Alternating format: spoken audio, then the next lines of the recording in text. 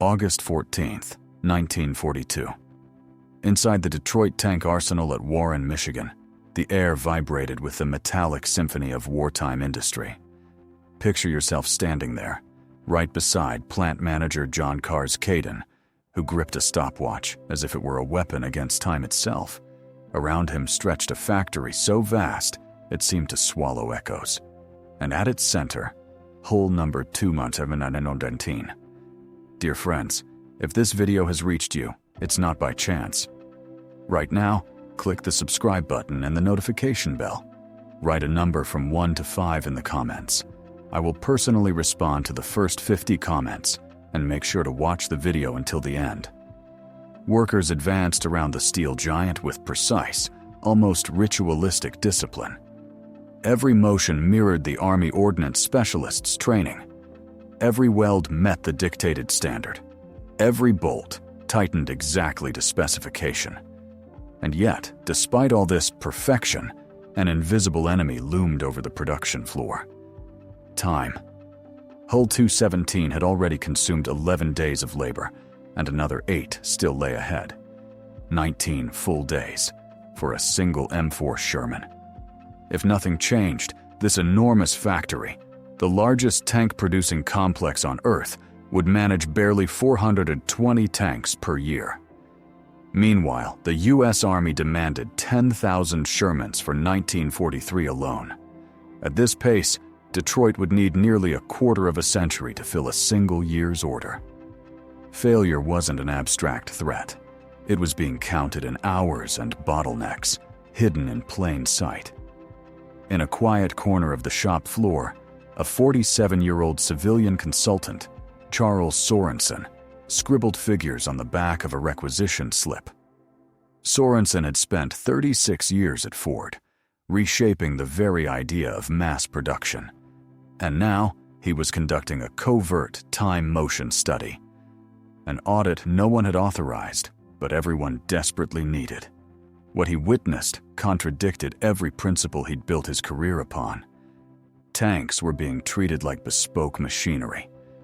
Crews orbited around each motionless hull, installing parts piece by piece, as if assembling locomotives rather than instruments of mechanized warfare.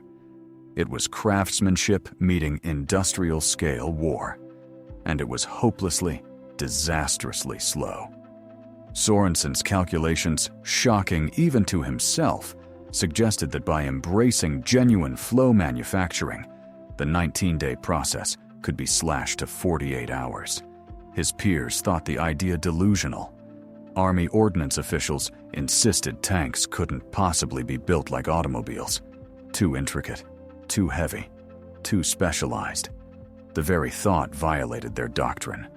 But Sorensen was preparing to overturn decades of common sense. His seemingly impossible solution applying continuous flow assembly to tanks would ignite a revolution. Within 18 months, the Detroit Tank Arsenal would be turning out one fully completed Sherman every hour, around the clock, 7 days a week. American factories would soon unleash an armored tide that would drown the Wehrmacht in steel. Yet this crisis didn't begin on the factory floor.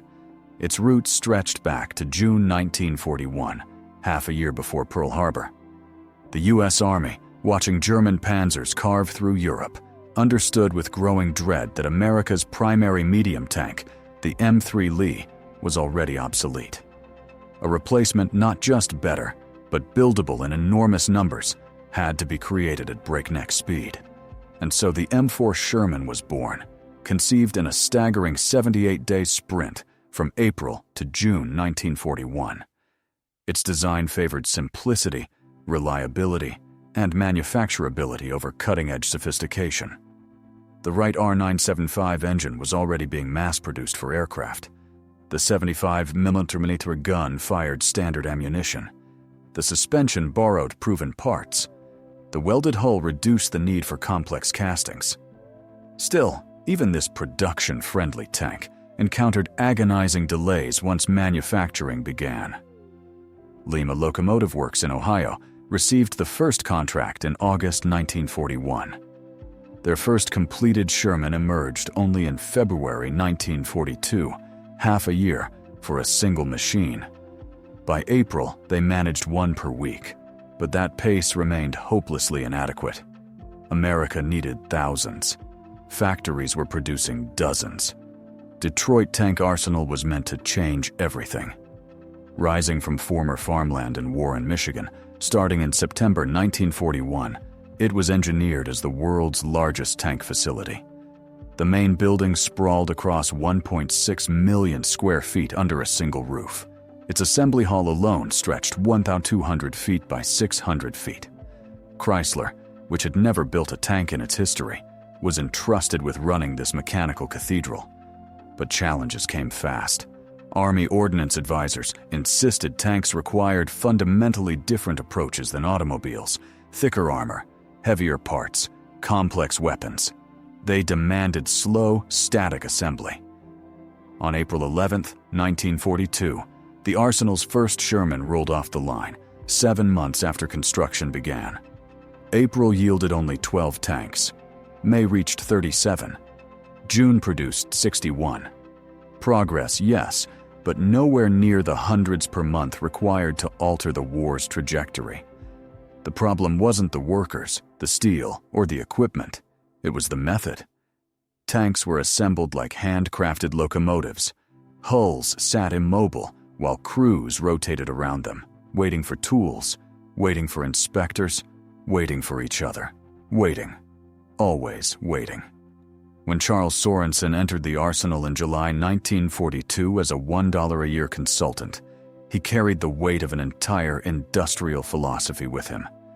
The man who had taken Ford's Model T from 12 hours to 93 minutes was now staring at a factory seemingly frozen in time, operating with procedures that felt older than the First World War. He spent 2 weeks documenting every movement, photographing, interviewing, timing, measuring. He identified 173 separate operations required to assemble a single Sherman. Under current methods, these consumed an average of 9. 7 hours each, adding up to 456 hours stretched across 19 days. And yet, Sorensen realized, the work itself wasn't consuming the days. The waiting was. Waiting for previous steps, waiting for parts, waiting for inspectors, waiting for specialized crews to become available. His answer was elegant in its simplicity. Eliminate the waiting. Let the tanks move. Let the workers remain anchored at stations. Let tools and materials come to them. Let every step flow into the next without interruption. When he presented this radical vision to Chrysler engineers and Army ordnance in August 1942, skepticism filled the room. Brigadier General James Wesson declared with absolute certainty that tanks were not cars and could never be built as such. The Arsenal's own engineers listed obstacle after obstacle: 15-ton hulls too heavy for conveyors, turret cranes incompatible with moving lines, massive drivetrains needing stationary positioning, welded hull sections requiring immobility. Sorensen countered each concern with specific, engineered solutions, from locomotive-grade conveyors to mobile gantry cranes, from synchronized lifts to welding stations, where hulls paused only briefly. Still, arguments stretched through August and September. Ordnance officials clung to rigid inspection protocols. Chrysler feared catastrophic disruption. Then Sorensen made a dramatic offer: allow him to build 3 tanks in a small corner of the factory using continuous flow methods. If he failed, the idea would die. If he succeeded, Detroit would be transformed forever. On October 1, 1942, construction began on a prototype line in Section DI, a modest 180-foot stretch equipped with 11 stations, each designed for a 12-minute operation. A miniature factory within a factory, built under impossible deadlines. The first trial on October 23 collapsed into chaos. Conveyors jammed, fixtures misaligned, workers confused by new rhythms. Ordnance declared the experiment a failure. Chrysler leadership agreed. but Sorensen refused to surrender. He had lived through similar chaos during the Model T revolution. Problems were not dead ends, they were clues. He demanded 2 more weeks. The next 14 days turned into a frenzy of redesign, retraining, and rebalancing. The second trial on November 9th showed promised 3 tanks in 8 days. Better, but still far short of the vision. Then came the breakthrough. Sorensen introduced moving crews. These small expert teams traveled alongside the slowly advancing hulls, erasing handoff delays and synchronizing motion and labor. It was the purest expression of continuous flow. The third trial, beginning November 23rd, just days before Thanksgiving, was Sorensen's moment of truth. 41 hours later, 3 fully assembled, fully tested, combat-ready Sherman tanks rolled off the prototype line. Not 456 hours per tank, 17 hours each. A staggering 96.3% reduction in assembly time. Quality remained uncompromised. Welds passed ultrasonic tests. Drivetrains performed flawlessly. Inspectors found no critical defects. Brigadier General Wesson, once the loudest skeptic, examined each tank himself. That same day, he authorized full-scale implementation. And so the revolution began. Imagine standing on the factory floor of the Detroit tank arsenal at the height of the war machines, humming, steel plates clattering, and the relentless heartbeat of industry pounding like a war drum. Now ask yourself, how does a nation suddenly produce so many tanks that even variation becomes possible without slowing the main assembly line for a single hour? That is exactly what happened when Sherman production soared to such incredible heights that multiple variants could roll off the lines simultaneously. The M4A3I with its 76mm gun, the M7 Priest self-propelled artillery, the M10 tank destroyer, even the M32 tank recovery vehicle. All of them were born from the same Sherman chassis components. This wasn't an accident of convenience. It was the direct consequence of Charles Sorensen's philosophy of mass production, a system in which common parts weren't just practical, they were transformative. Logistics, once a nightmare of incompatible designs, suddenly became astonishingly simple. But Sorensen's contribution didn't end with gears and welding jigs. No, his impact reshaped the very soul of wartime manufacturing. He proved to skeptical military officials that weapons could be produced with the same industrial efficiencies as refrigerators and automobiles back home. The Army Ordnance Corps, initially bristling at the idea that civilian manufacturing know-how could teach the military anything, ultimately embraced continuous flow methods across nearly all weapons programs. Consider this. Artillery shell production, once bogged down by fragmented processes, adopted assembly line techniques, and catapulted output from 2 million shells per month in early 1942 to 18 million per month by mid-1943. Aircraft engines followed the same path. Wright Aeronautical moved to synchronized production, leaping from 150 R975 engines per month to 1,500. And small arms ammunition? The Lake City plant churned out an almost unbelievable 4 million rounds per day using continuous flow loading lines. All of this validated Sorensen's central belief. Complexity is not the enemy of efficiency. Poor organization is. Break a complicated task into repeatable steps, he insisted, and workers could achieve proficiency at levels previously thought impossible. Continuous flow eliminated wasted time.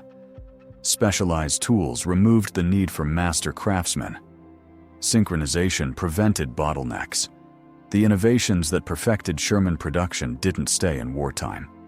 They became the blueprint for modern industry. Post-war factories producing everything from cars to construction machinery embraced continuous flow as the new normal. Sorensen didn't just adjust manufacturing, he accelerated its evolution by decades. But the human story is just as remarkable. Picture the Detroit tank arsenal at peak operation. 40,000 workers jam-packed into a vast complex, an industrial city unto itself. Under old manufacturing methods, such a workforce might have built 800 tanks per year. Under Sorensen's system, they produced more than $8,000, a tenfold explosion in productivity. And note this carefully. Workers didn't labor longer, and they didn't work harder. In fact, continuous flow lines reduced physical strain. No more wandering across the floor hunting for tools. No more hoisting heavy components alone. No more waiting idly for someone else to finish a step. Every station had one clear purpose. Every motion mattered. Even union representatives, initially wary of sweeping changes, found themselves supporting the system enthusiastically. Workers earned the same wages while feeling less exhausted. And imagine the emotional surge, watching tanks, complete, lethal, ready roll off the line every hour instead of once a week. Productivity became a source of pride. The impact reached far beyond the factory gates. Warren, Michigan transformed seemingly overnight from a rural township of 10,000 people into an industrial city of 50,000. Houses sprang up like mushrooms after rain, followed by new schools, hospitals, and roads to support the growing workforce. Similar metamorphoses swept through communities surrounding every plant that adopted Sorensen's methods. Greater Detroit emerged as the undisputed arsenal of democracy, producing aircraft engines, trucks, artillery shells, everything the war demanded. But the shining symbol of American industrial might remained the Sherman tank, appearing on assembly lines at a pace German industry deemed fantasy.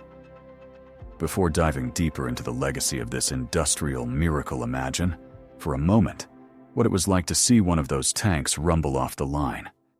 Imagine knowing that innovation, expertise, and organization, not chance, would help decide the fate of nations. Post-war analysts certainly recognized the scale of this transformation. A 1948 Rand Corporation study concluded that improvements in manufacturing efficiency contributed more to Allied victory than any single weapons technology. Tank production was highlighted as the clearest example of civilian industrial genius reshaping wartime capability. For these reasons, Charles Sorensen received the Medal for Merit in November 1945, the highest civilian award the United States could bestow. The citation praised his exceptionally meritorious conduct and emphasized how his manufacturing breakthroughs increased armored vehicle output tenfold, giving the Allies the material superiority essential for victory. And Sorensen's career didn't dim after the war. In 1944, he became president of Willys Overland Motors, applying continuous flow methods directly to the production of civilian Jeeps. Later, as a sought-after consultant, he helped companies around the world adopt American manufacturing approaches. In his 1956 autobiography, My 40 Years with Ford, he devoted 3 entire chapters to tank production, calling it the most satisfying achievement of his career. As he put it, "Building Model Ts taught me manufacturing principles. Building Sherman tanks proved those principles could win wars." The legacy of his methods rippled through military manufacturing long after the guns fell silent.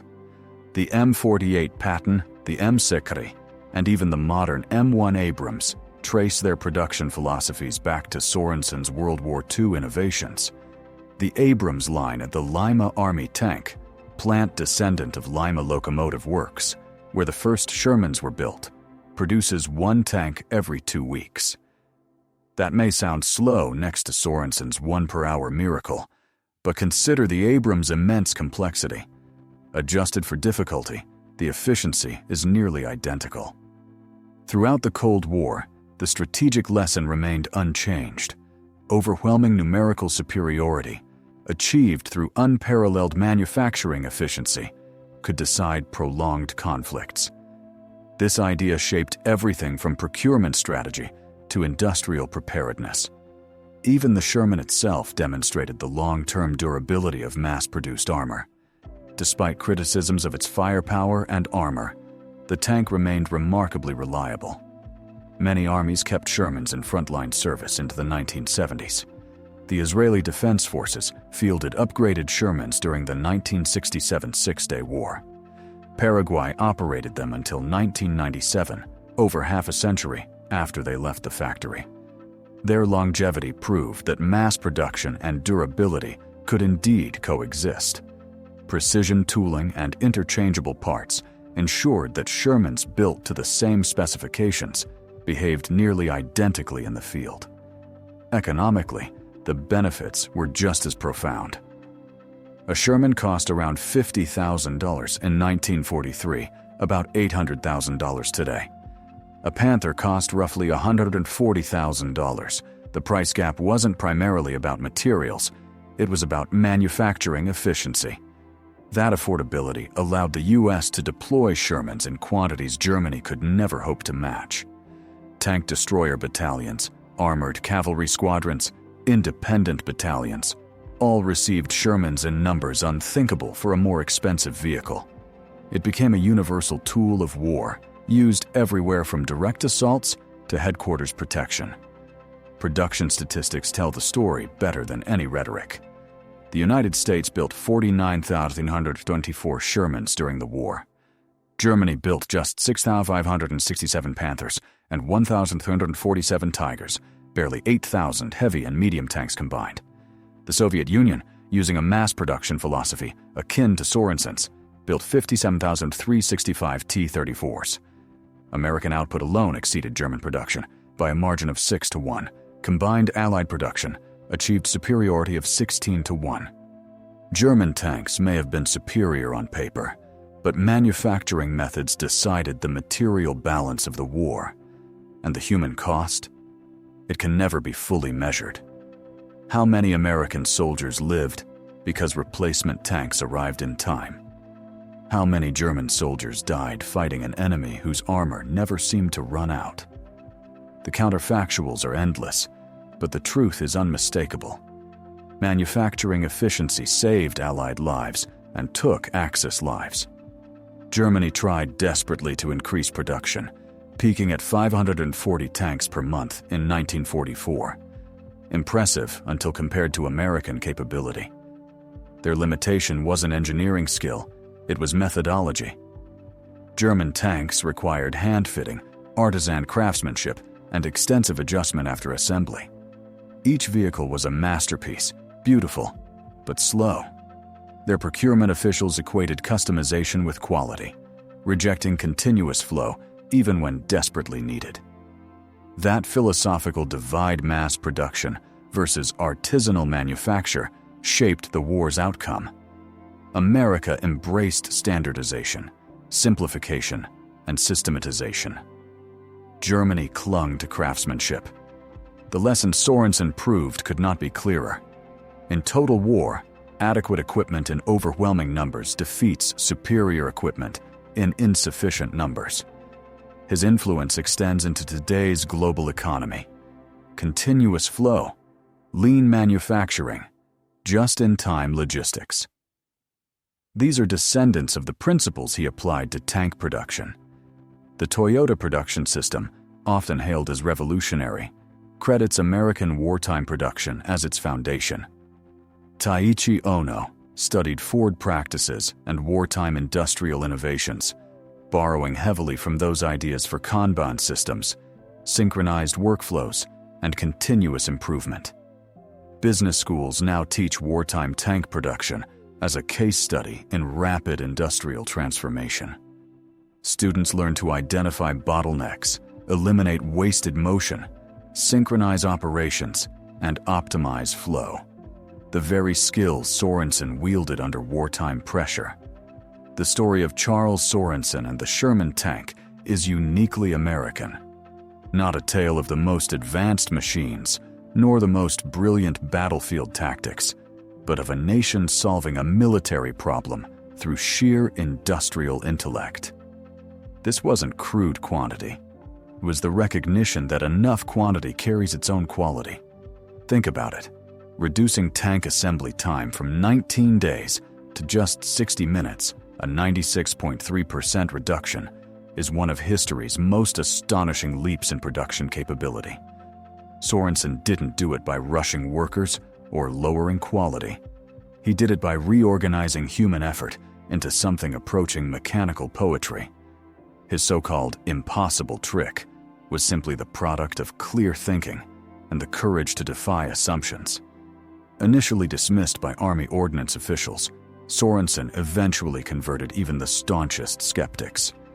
Brigadier General Wesson, once adamant that continuous flow assembly was impossible, later admitted in his 1946 memoir that Sorensen had shown the Army that military necessity does not excuse manufacturing inefficiency, and that precision and speed could coexist.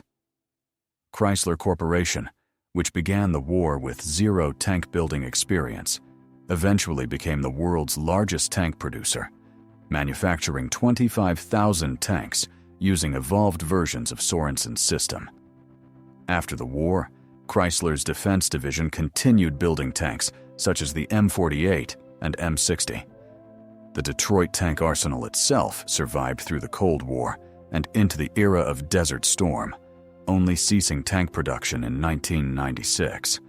Though the vast 1,600,000 square foot building was later demolished, photographs show unmistakable traces of its original 1942 layout. Sorensen's design lived on in steel and concrete. And what of the workers who made it all possible? Many were women who had never stepped into a factory before the war. They proved beyond doubt that ordinary people, given intelligent organization and clear tasks, could achieve extraordinary results. Rosie the Riveter symbolized this transformation, but millions lived it. They mastered complex tasks in weeks rather than years, dismantling old assumptions about skill, training, and who could do industrial work. This shift opened unprecedented opportunities for women, African Americans, and other marginalized groups. Though discrimination persisted, necessity forced the opening of doors long closed. Wartime production didn't solve America's social problems, but it cracked the foundations of exclusion. Communities across the country mirrored Warren, Michigan's transformation. Entire regions saw explosive growth as war production built infrastructure and created jobs, laying the groundwork for decades of post-war prosperity. Workers who built tanks went on to build peacetime goods cars, appliances, tools, fueling the economic boom that defined mid-century America. Charles Sorensen died in 1968 at age 87. By then, he had lived long enough to see his ideas become global standards. His papers, stored in the Detroit Public Library, remain vital documents preserving the details of the tank production, revolution engineering drawings, time motion studies, production schedules, correspondence. Scholars still consult them to understand how one man reshaped industrial history. To truly measure Sorensen's contribution, we must look beyond statistics impressive. Though a 96% reduction in assembly time may be, we must consider the strategic effect. Between 1942 and 1945, American factories produced more tanks than all other combatants combined. Every Sherman tank that rolled onto a beach, crashed through hedgerows, shattered German lines, or liberated towns carried Sorensen's invisible fingerprint. German soldiers learned a bitter truth. Destroying a Sherman often meant facing 3 more. American tank crews discovered that, while their tank might not be the best, it was reliable, available, and replaceable. Industrial capacity itself became a weapon, one Germany could never match. In the end, Sorensen's so-called impossible trick wasn't about speed for its own sake. It was about transforming industrial potential into military power. It was about proving that democratic capitalism, flexible, adaptive, innovative, could outproduce authoritarian systems. The leap from 19 days to 60 minutes stands as one of humanity's greatest manufacturing achievements. And so, When modern engineers discuss continuous flow, lean manufacturing, or synchronized assembly, they are echoing lessons first proven on the Sherman line. When military planners evaluate industrial mobilization, they measure it with standards shaped by wartime tank production. When historians analyze why the Allies won World War II, they increasingly recognize material superiority driven by industrial efficiency. Charles Sorensen deserves a place beside generals and scientists. His battlefield was a factory floor. His weapons were conveyors and timing charts. His victories were measured not in miles advanced, but in tanks per hour. And his contribution was every bit as crucial. He was the man who made the impossible possible. The man who cut tank production time from 19 days to 60 minutes. The man who showed America how to overwhelm its enemies with an avalanche of steel. He proved that in the modern age, battles are not won only by soldiers, but by the factories that supply them.